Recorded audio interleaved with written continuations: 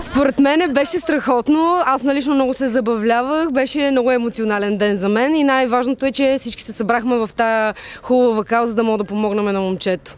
Така се каже 3 в 1. Хем благотворителна кауза, хем се научихте да стреляте, хем беше приятно. Някои са се научили да стрелят, иначе да, 3 в 1, наистина.